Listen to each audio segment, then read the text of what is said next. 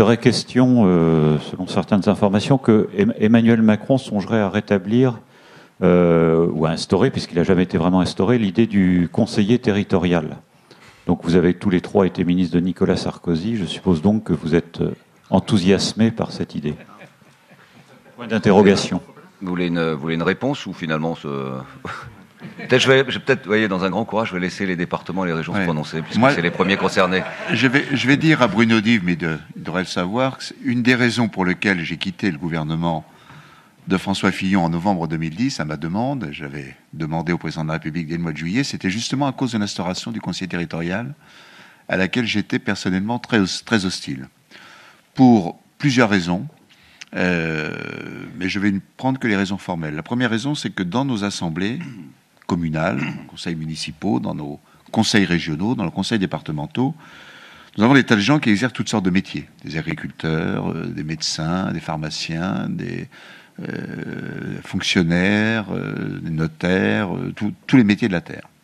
À partir du moment où vous confiez un deuxième mandat, surtout par exemple dans des régions qui sont immenses, avec toutes les représentations que cela entraîne, vous transformez ces conseillers départementaux ou régionaux en professionnels à temps plein de la politique. Car ils sont incapables, avec les charges que représente l'exercice de 2 mandats, en particulier dans les très grandes régions, mais aussi dans les régions de dimension plus humaine, sont incapables d'exercer une activité professionnelle. Donc ça veut dire qu'on se coupe de tas de gens qui nous apportent leur expérience de la vie, ce qu'ils entendent, ce qu'ils rencontrent, ce qu'ils font.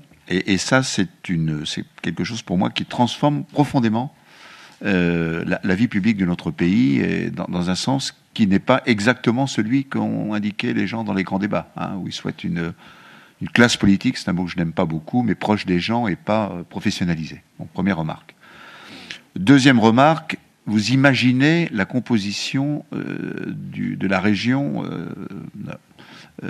Nouvelle-Aquitaine au sud, avec un hémicycle de près de 500 personnes.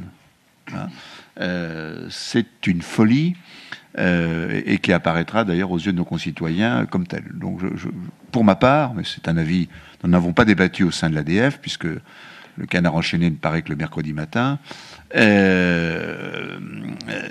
C'est une proposition que je considère pour ma part gadgetesque et ubuesque. Mais c'est un avis personnel. Eh bien, étant sorti du gouvernement au même moment, pour d'autres raisons pour ma part, mais aussi de mon fait, c'était pas les mêmes raisons. Très clairement, j'ai toujours été opposé au conseiller territorial. Alors, je ne sais pas ce que pensent mes collègues présidents de région, mais j'ai jamais compris la pertinence de cette proposition. Donc, très franchement, je pense qu'il y aura peu de personnes au sein des territoires pour soutenir cette idée-là. Alors moi, je suis rentré au gouvernement à peu près à la même période, mais pas pour ces raisons-là. Mais j'en ai un souvenir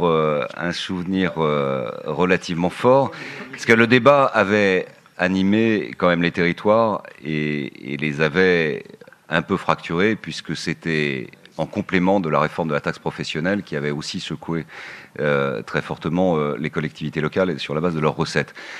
Je pense qu'en réalité, c'est très bien de reprendre des idées du monde d'avant, ce qui prouve qu'il y avait quand même quelques réflexions qui étaient utiles pour une organisation pertinente d'une décentralisation.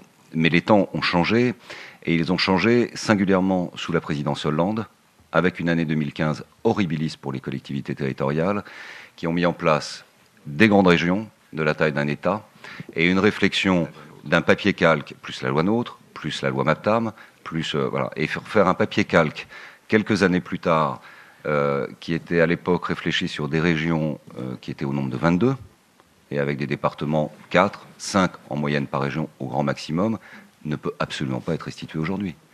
Vous avez des régions qui font 5-6 millions d'habitants.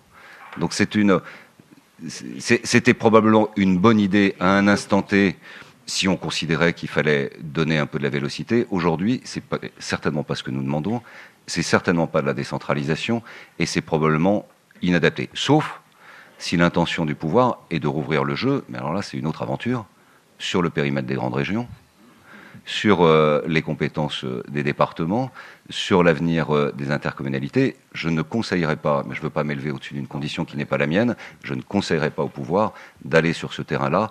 Il me semble plus sage, au fond, de s'inspirer du texte que nous proposons. Et ensuite, ce que nous proposons, c'est aussi un temps de discussion et des marges d'approche avec des calendriers, des textes, une révision constitutionnelle. Je pense que c'est plus sage.